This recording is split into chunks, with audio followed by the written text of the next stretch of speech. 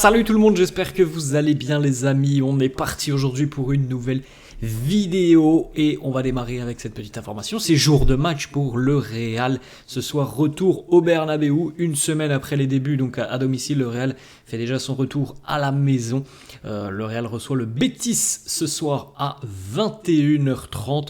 Victoire obligatoire pour les Madrilènes, vous allez comprendre pourquoi très rapidement. Voilà la une du quotidien AS, où on retrouve une athlète paralympique espagnole qui réalise un exploit retentissant, puisqu'elle a remporté sa 28e médaille paralympique sur plusieurs Olympiades. Bref, c'est assez exceptionnel. Pourquoi le Real est dans l'obligation de gagner? Alors c'est marqué ici, juste déjà. Obligado a ganar. Le Real est dans l'obligation de remporter cette rencontre puisque le Barça est déjà en train de prendre le large après un festival des Catalans hier face à Valladolid. Valladolid donc, qui a été battu par le Real 3-0 la semaine dernière et qui pourtant avait fait une prestation plutôt solide du côté du Bernabéu. Hier, cette équipe de Valladolid, elle a complètement explosé du côté de Montjuïc face au Barça.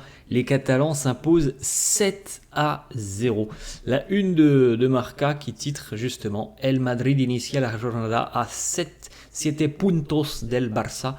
À l'heure actuelle, avant ce match face au Betis, le Real est déjà à 7 points du Barça. Donc autant dire que la victoire est obligatoire ce soir face au Betis. Alors oui, on est seulement à la 4e journée, mais l'écart est déjà très important.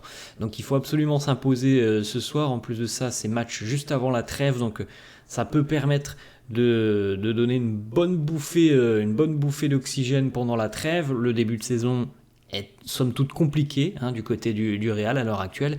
Il y a des choses qui ne fonctionnent pas très bien en ce moment, donc c'est un début de saison assez compliqué. On a besoin de se rassurer un peu, de reprendre confiance, et il faut absolument s'imposer, parce que là si tu passes la trêve avec potentiellement 6 points ou 7 points d'écart, imaginons qu'il y a un match nul ou une défaite, là ça commencerait à déjà être peut-être une grosse crise, et pendant 15 jours ça serait très très compliqué. Donc il y a l'opportunité ce soir de se relancer. On l'a vu en milieu de semaine les amis, le Betis c'est pas forcément une équipe qui réussit au Real, en général ça se passe pas très bien pour le Real au Bernabéu. Donc il y a plusieurs facteurs qui font encore une fois que ce match va être très intéressant à suivre, parce qu'il faut absolument prendre des points, mais c'est pas forcément un adversaire très simple à manœuvrer, le Betis de Pellegrini.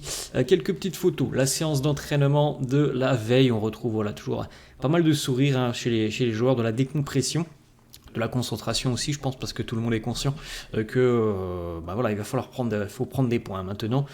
L'objectif remporter la Liga a quand même très mal démarré pour le moment, alors que du côté du Barça, on écrase le championnat depuis le début de saison. Alors on verra si ça se poursuivra quand on aura un enchaînement de matchs, quasiment 2 matchs par semaine avec la Ligue des Champions. On verra si les Catalans peuvent tenir ce rythme. En tout cas, pour le moment, ce début de saison, il est idyllique pour le Barça. Il est compliqué pour le Real. Voilà des images donc les amis de la séance d'entraînement, du petit jeu, les consignes de Carlo, des petites oppositions où on a pu voir peut-être que Carlo allait changer un petit peu des choses, et on regardera les compos dans quelques instants. C'est assez intéressant.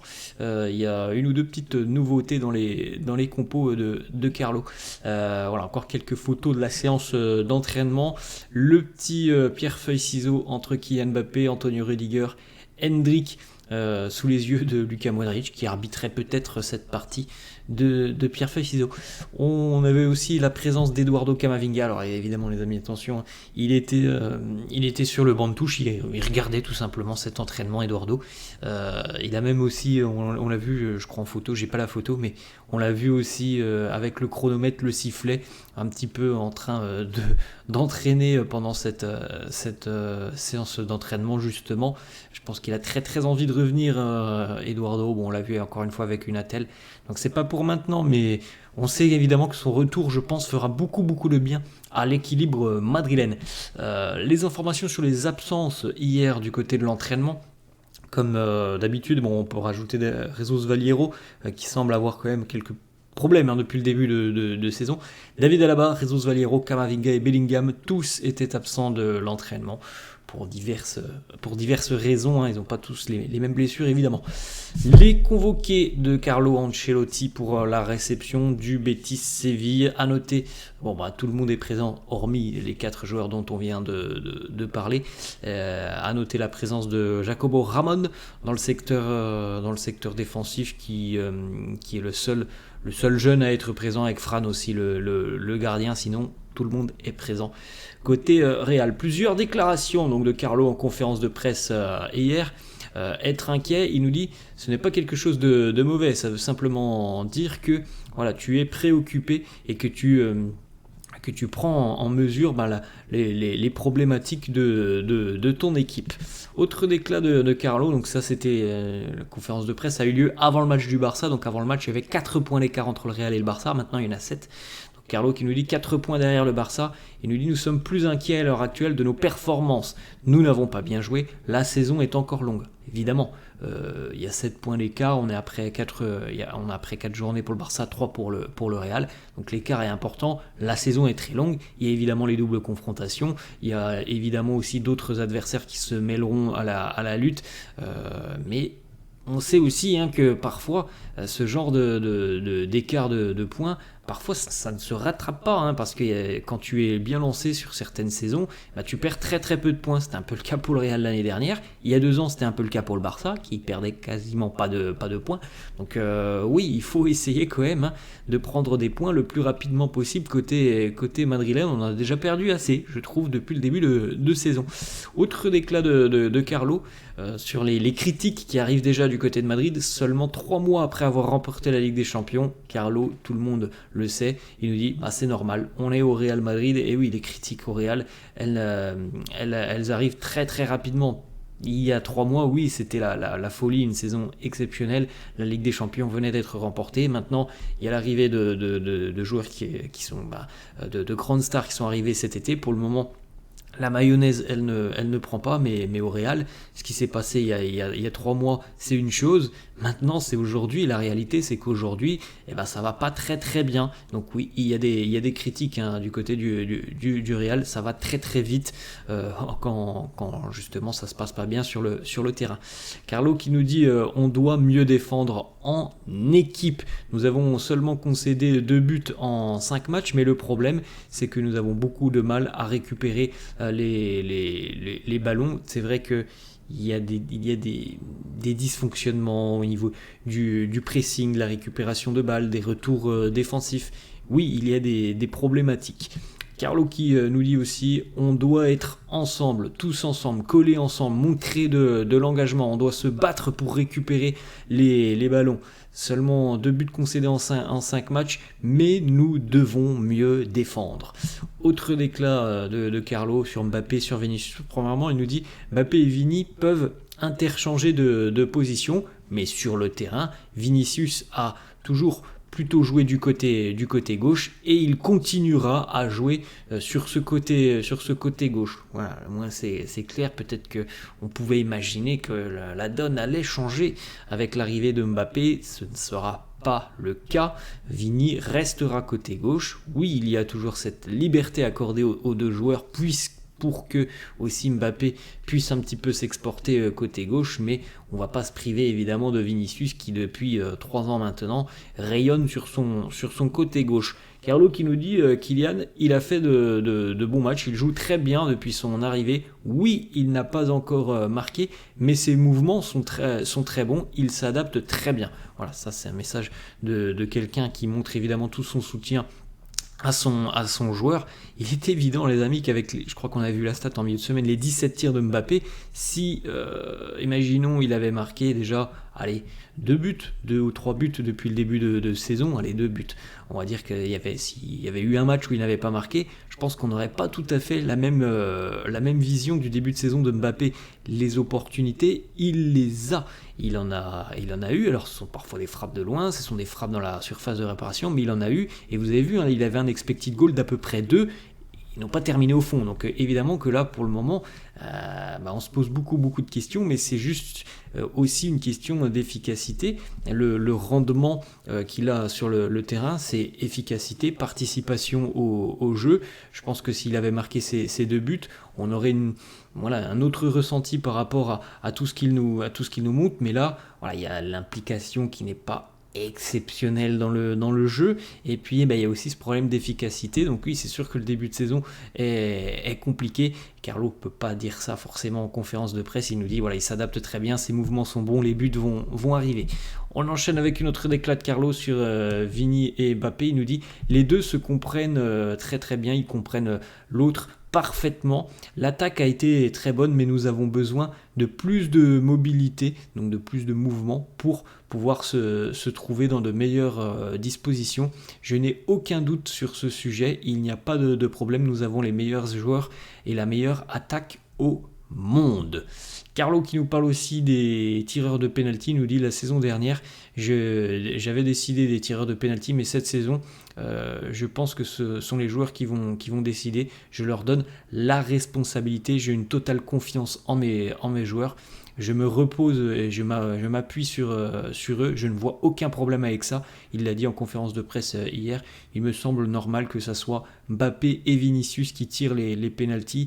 Il semble être très à l'aise sur cet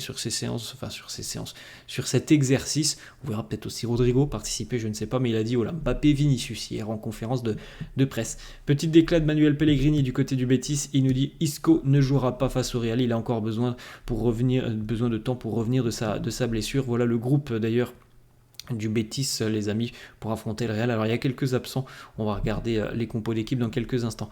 Carlo qui a toujours été un petit peu réticent à l'idée de changer son 11, maintenant il considère plusieurs variations, plusieurs petits changements qu'il pourrait apporter, et notamment de faire démarrer des joueurs comme Brahim ou Arda Güler. C'est ce que l'on a vu notamment face à Las Palmas avec Brahim qui était titulaire, Arda qui avait été titulaire face à Valladolid. Et ça sera peut-être un peu la même chose ce soir, puisque selon Relevo aussi, Arda va démarrer cette rencontre face au Betis. Les deux compos d'équipe probables, le quotidien AS qui nous propose donc Courtois dans les buts, Rudiger, Militao en charnière, Mendy côté gauche, Dani Carvajal côté droit, milieu de terrain, Tchouaméni, Valverde et Arda Güler, et donc en attaque le trio Vini, Mbappé, Rodrigo. Le quotidien Marca qui nous propose donc cette compo d'équipe avec Courtois dans les buts, Rudiger, Militao, Carvajal à droite, Mendy à gauche, Tchouaméni, Güler, Valverde, Vini, Mbappé, Rodrigo. Donc on est sur la même compo que le quotidien AS, donc on ne devrait pas avoir de surprise. Le retour de Carvajal en tant que titulaire, c'était Lucas Vázquez face à Las Palmas, et donc la titularisation à nouveau d'Arda Güler qui pourrait être utilisé, je pense, dans un rôle de numéro 10. Compo intéressante sur le papier. Du côté du Betis, vous pouvez jeter un petit coup d'œil, les amis, c'est tout en bas, lesionados, donc ce sont les joueurs blessés. Côté Betis, on a quand même quelques joueurs d'importance qui sont blessés. Bartra, Isco, Mendy et Bakambu sont blessés. À noter que l'attaquant du Barça, Vitor Roque, est bien présent du côté sévillan. On poursuit, les amis, on va se concentrer maintenant un petit peu sur la page Ligue des Champions. On a eu les dates des matchs du Real en Ligue des Champions. Regardez déjà le programme qui attend le Real à la fin du mois de septembre, donc sur le mois d'octobre, grosso modo.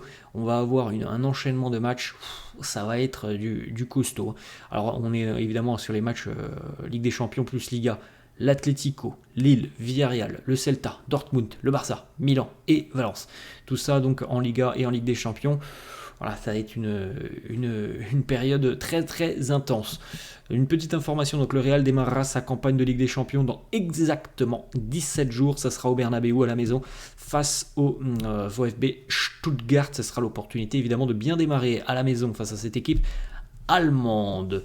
D'ailleurs le programme, les amis, de la première journée de Ligue des Champions, si ça vous intéresse. Donc le Real jouera le mardi soir face à Stuttgart. On aura des matchs uniquement sur cette première journée de Ligue des Champions le jeudi, mais ça sera uniquement sur la première journée de Ligue des Champions que nous aurons des matchs le jeudi. D'ailleurs le Real ne jouera pas le jeudi. Petite information, donc voilà les dates exactes des matchs du Real pour la Ligue des Champions. Mardi 17, la réception de Stuttgart. Le mercredi 2 octobre, le déplacement à Lille. Grosso modo, les amis, c'est tous les 15 jours. Voilà, tous les 15 jours, nous avons des matchs de Ligue des Champions. Mercredi 2, donc déplacement à Lille. Mardi 22 octobre, le remake de la finale de la Ligue des Champions, la réception de Dortmund. Le mardi 5, la réception de l'AC Milan. Ensuite, 2 déplacements. Liverpool le 27 novembre. Le mardi 10 décembre, déplacement du côté de l'Atalanta. Et c'est la nouveauté cette saison, puisque nous avons 2 matchs en plus. La Ligue des Champions se poursuivra jusqu'au mois de janvier. La phase de groupe se poursuit jusqu'au mois de janvier. Vous le savez, sur les saisons précédentes, mi-décembre, c'était terminé. Et puis on attendait 2 mois avant d'avoir le retour de la LDC avec les huitièmes. Ça ne sera pas le cas. Cette année, la Ligue des Champions se jouera jusqu'au mercredi 29 janvier. Et le dernier match pour le Real, ça sera un déplacement du côté de Brest. Une petite information, donc le Real ne jouera jamais le jeudi en Ligue des Champions. Tous les matchs madrilènes se joueront le mardi ou le mercredi. Voilà les amis, la fin de cette vidéo. J'espère que ça vous a plu. N'hésitez pas, comme d'habitude, à lâcher un petit pouce bleu. N'hésitez pas non plus à vous abonner à la chaîne. Merci à tous ceux qui le feront. Je vous souhaite un très bon dimanche et je vous dis à la prochaine.